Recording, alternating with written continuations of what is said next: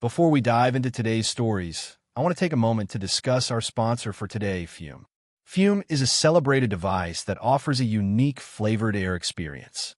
Flavored air is rapidly emerging as the top choice over vaping and smoking. Fume will transform into a delightful routine, effortlessly allowing you to swap out your less desirable habits. It satisfies the emptiness in a seamless, guilt-free manner, ensuring you won't feel excluded while your friends indulge in their less favorable choices. Fume is not the same as vaping.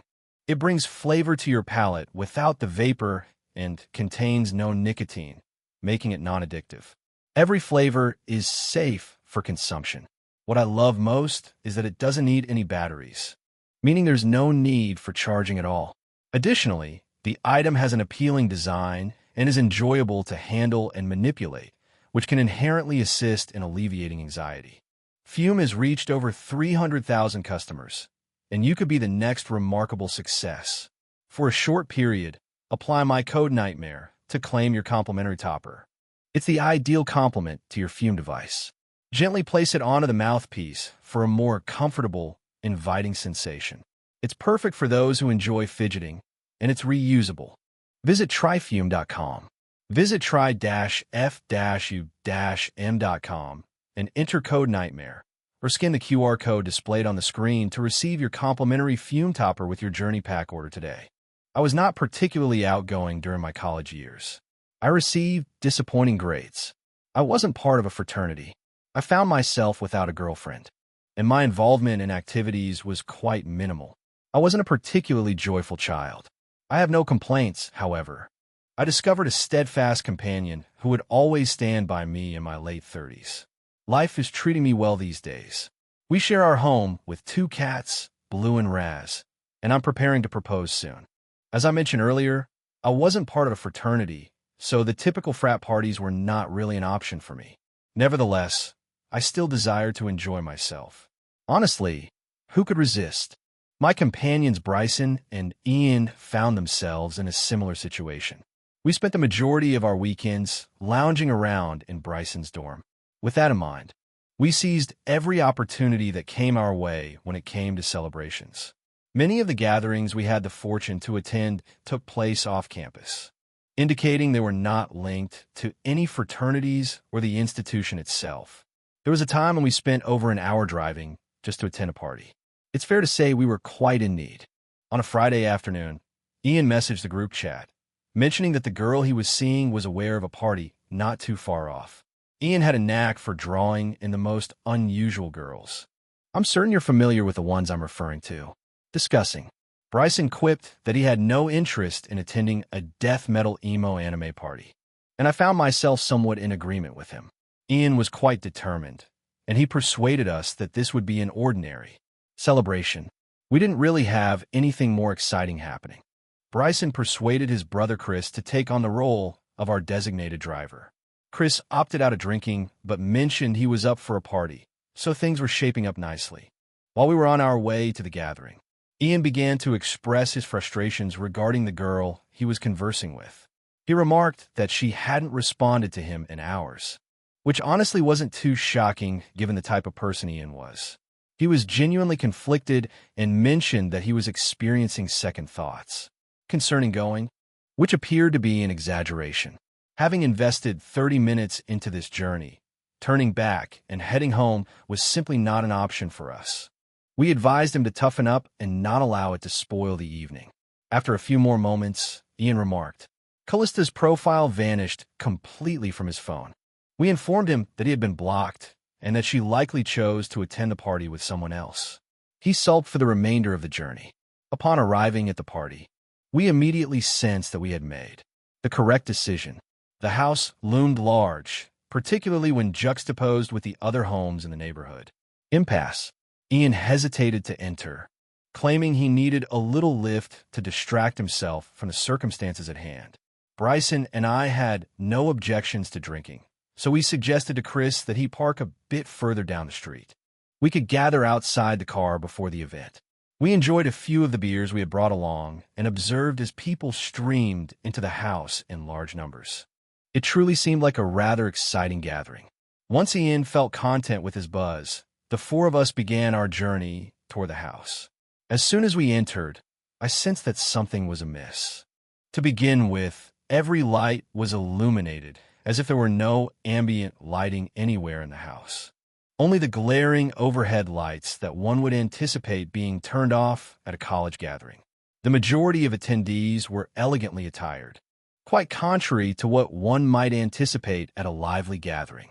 The setting resembles a lavish dinner gathering more than anything else, but perhaps that's precisely what it was. Ultimately, we lacked any specifics regarding what awaited us. We appeared relatively fitting in the surroundings, yet the variations in our attire were certainly apparent. The music was equally strange. They weren't spinning trap, hip-hop, or any of the typical party anthems. Instead, they were immersed in a soundscape that felt otherworldly, almost reminiscent of a hazy, dreamlike experience. I'm uncertain about the genre or how to articulate it, but all the pieces were purely instrumental, devoid of any lyrics. It wasn't necessarily bad, but it certainly had an odd quality to it. My friends and I exchanged glances, attempting to comprehend the unfolding situation. We pressed Ian for details, but he claimed he was just as in the dark as we were. The four of us strolled about, discovering the nooks and crannies of the house. Alcohol was abundant, so we indulged freely. A few minutes in, I began to observe individuals glancing in my direction only to quickly avert their gaze. It became so obvious that I began to question whether there was something stuck in my teeth. I thought I was simply attracting attention due to my outfit, which seemed reasonable to me back then. We were genuinely enjoying ourselves, even with the strange vibe around us. On second thought, I retract that statement. Chris felt a wave of boredom wash over him and mentioned that he was planning to head out to his car for a smoke. We concluded it was due to the absence of any alcohol in his system. A short while after he departed, a cluster of girls came up to us. We certainly didn't feel very assured, so being approached was quite an unfamiliar experience. The three of them began flirting with us right away, as if it were the most natural thing in the world. They made a jest about an entrance fee, which I found amusing until I realized they were actually serious. They had a bottle of tequila in hand, and there was no way we were going to refuse it. Without much consideration and eager to maintain our coolness, we took a swig from the bottle. From that moment on, the six of us remained united, sharing drinks, engaging in conversation, and occasionally breaking into dance. Everything was progressing beautifully. At one moment, I observed an unusual mark on Tina's neck. It was a brief yet sturdy green line that appeared as though it had been sketched with a Sharpie. The line was quite delicate, and I likely wouldn't have seen it if I hadn't been positioned so near to her. I considered inquiring about it, but ultimately chose not to in order to steer clear of possibly upsetting her. It could have been a birthmark or something along those lines. Once I had laid eyes on it, however, I found it impossible to erase from my mind. It simply appeared so unnatural and green of all hues. Who applies green makeup? It was impossible for it to have. It has been a smudge of makeup. I chose to move on and kept flirting with her, curious about where it might lead. Eventually, I noticed Bryson and the girl he was with start to drift upstairs, which brought me a sense of relief. Not long after, I spotted Ian and his girl making their way toward the stairs. I felt apprehensive about bringing up anything suggestive with Tina, as I was concerned about potentially complicating things. Even with the alcohol coursing through me, a wave of anxiety washed over, leaving me feeling clammy and uneasy.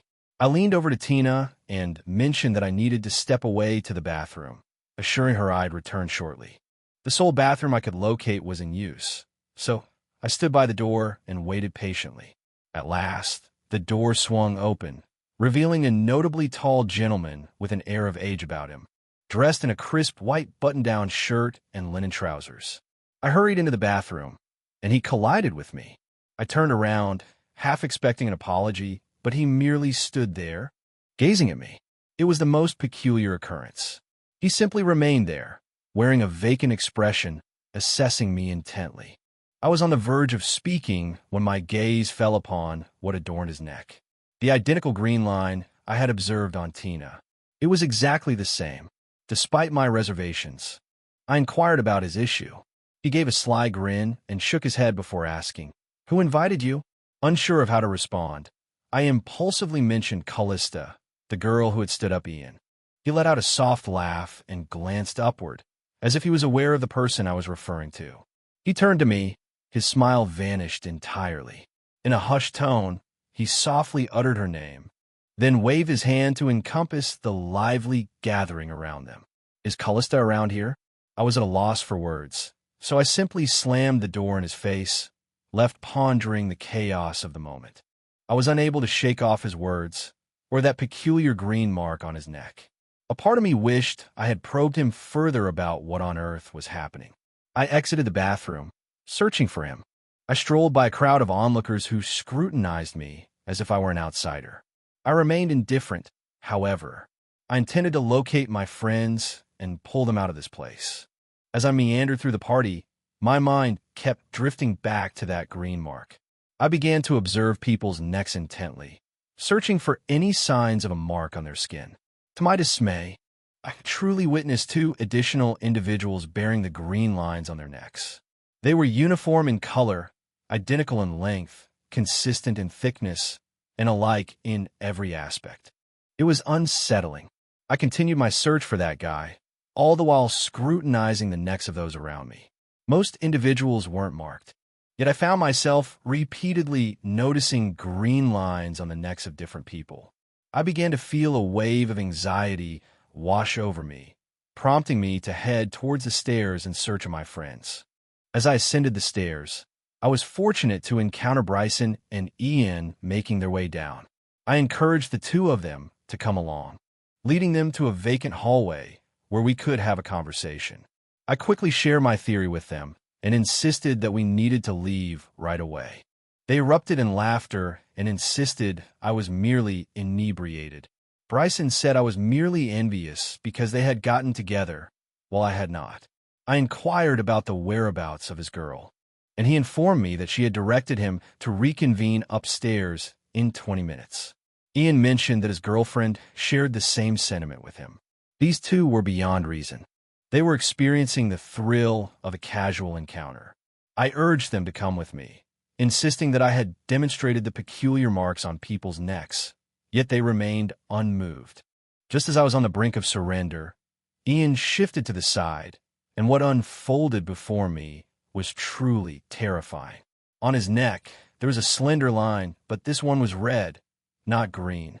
I nearly shouted at him, and, surprisingly, that made them pay attention to me. I subsequently examined Bryson's. His neck bore a red mark as well.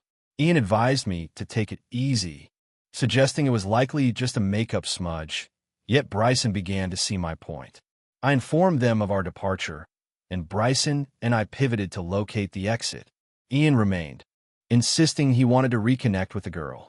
At that moment, an unfamiliar figure strolled by, casting a scrutinizing glance at each of us in turn. He remained silent, yet the pause lingered just long enough for us to catch sight of the green line etched on his neck. That was the moment. Bryson and I hurried toward the door, with Ian trailing closely behind us. It seemed as though all eyes were upon us as we made our exit, yet no one took a step to intervene. We hurried to Chris's car and urged them to drive. As we were departing, both Ian and Bryson's phones began to buzz incessantly. The girls inquired about our departure. How could they possibly have known that? They were not even around to witness our departure. My friends have cut off contact with the girls. Every person I share this tale with has their own wild theory about what transpired that night. I find myself uncertain about it all, yet I can't shake the feeling that I'm better off not knowing what could have transpired if that individual hadn't given me a heads up. I am currently pursuing my graduate studies in civil engineering at Purdue University. I began a few months back. I found myself in a favorable situation, all things taken into account. Lessons took place. Things are going well. I've made a couple of friends, and the apartment I found is reasonably priced. The landlord had a rather dubious demeanor. I own a car and resided quite a distance from campus, yet I enjoyed the experience of driving.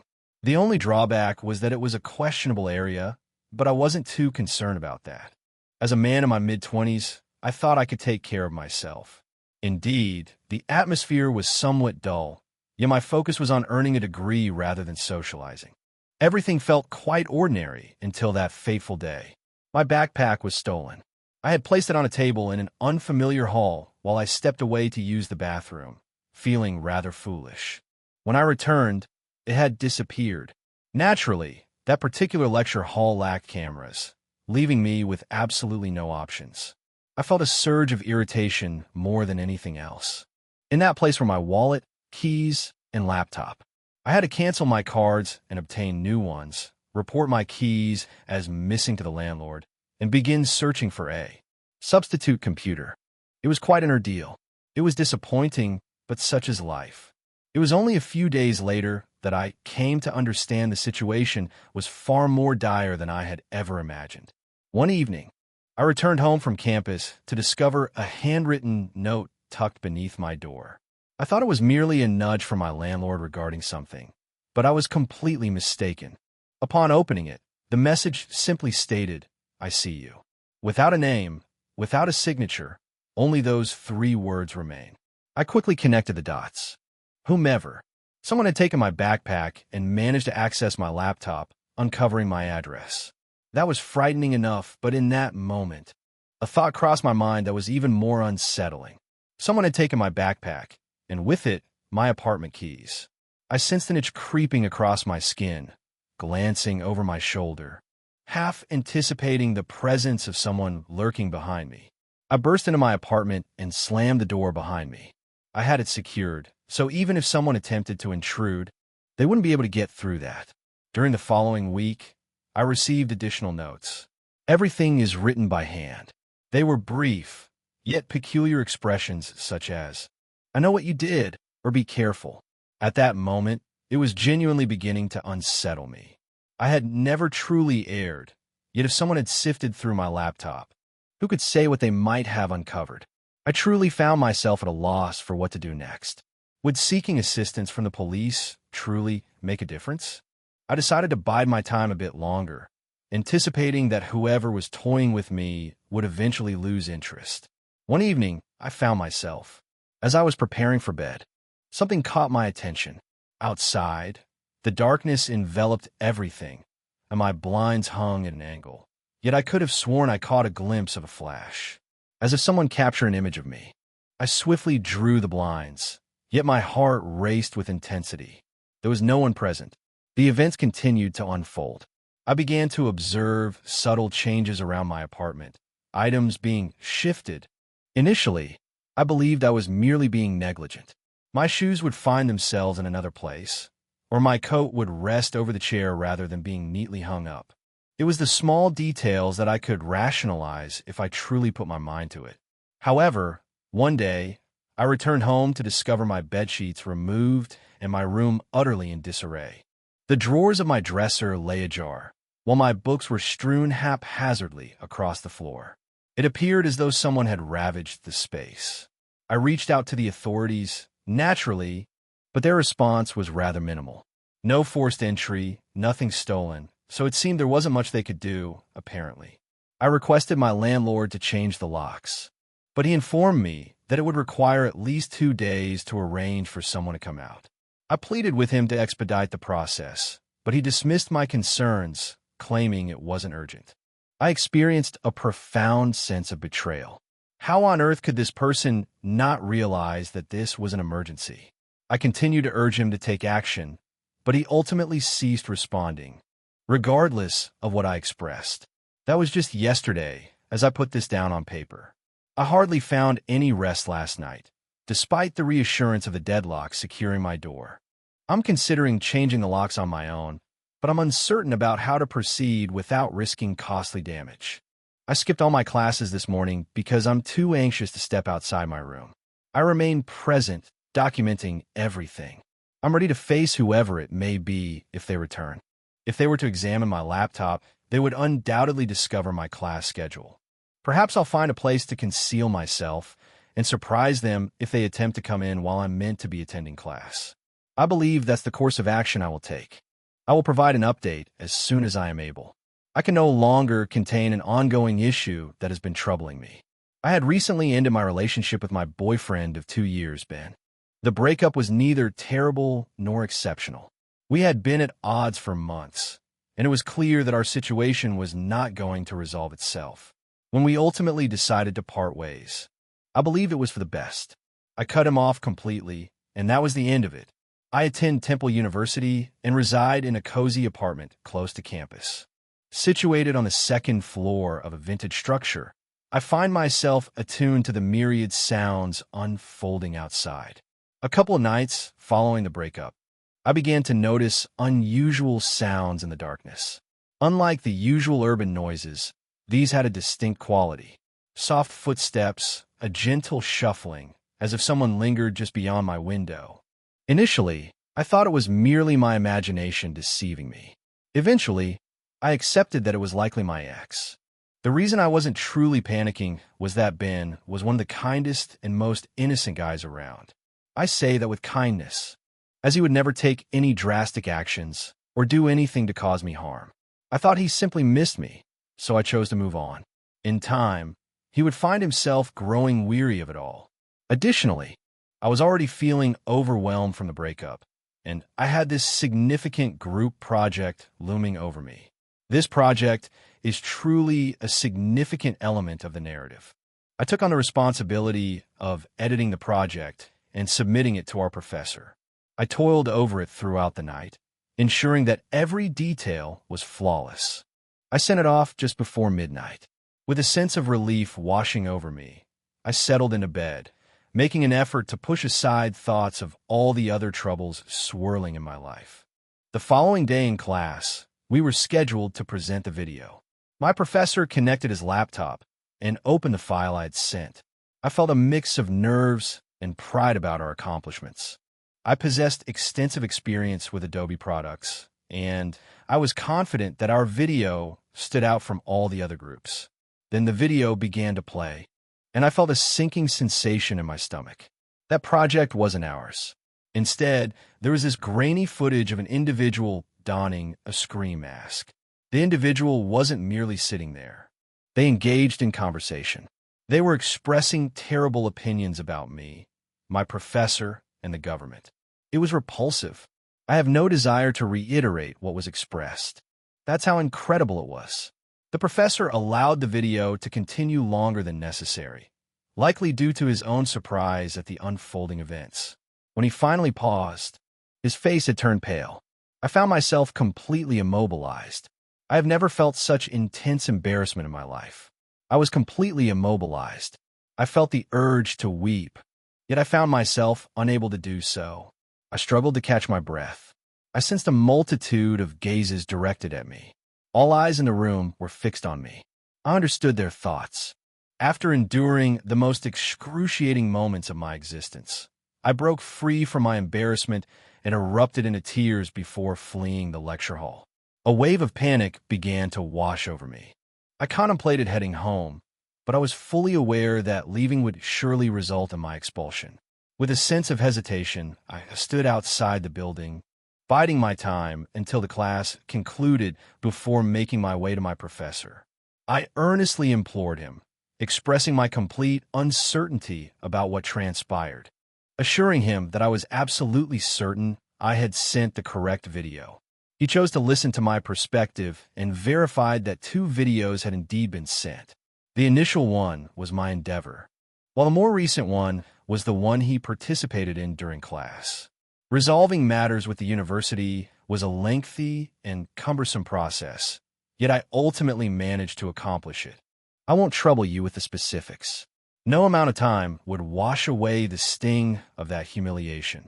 It was evident that my email had been compromised, presenting a far more significant issue.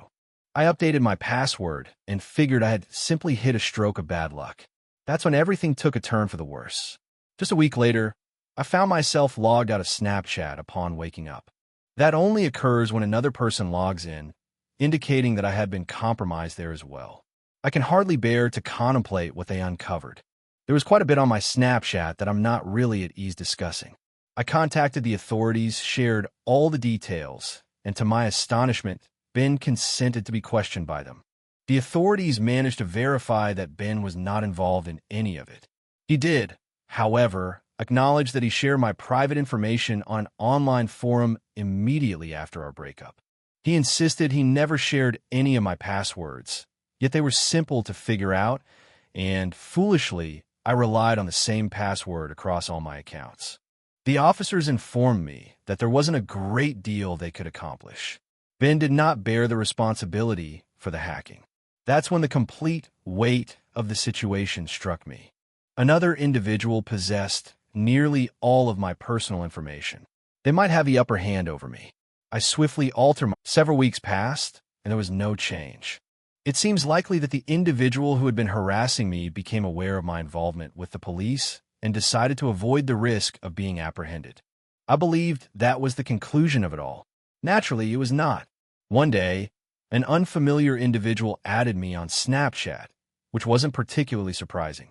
However, once I reconnected with them, they began sharing pictures with me. Images of myself. I'm confident you can imagine the kinds of things they were dispatching. I cut them off before they had the chance to intimidate me, which I suspect was their intention. I was overcome with emotion. I've never experienced such a profound sense of powerlessness before. For roughly a week, I received friend requests from various random profiles on Snapchat. I recognized it was the same individual, and I never engaged with their advertisements out of concern that they might blackmail me or demand money. This has been happening for approximately a week, and I'm at a loss for what to do next. There is absolutely no evidence or means for me to trace this individual. The authorities lack sufficient information to intervene, and it's not as if they would be able to take any action regardless. The most unsettling aspect is that they actually have my address and other details about my personal life. If I continue to overlook their Snapchat ads, they may resort to some extreme measures. They've already been lurking outside my apartment. I wouldn't underestimate their potential to advance. I hope they lose interest and decide to walk away. To all the young women out there, exercise caution regarding the types of images stored on your phone. I'm uncertain whether this will ever come to a conclusion,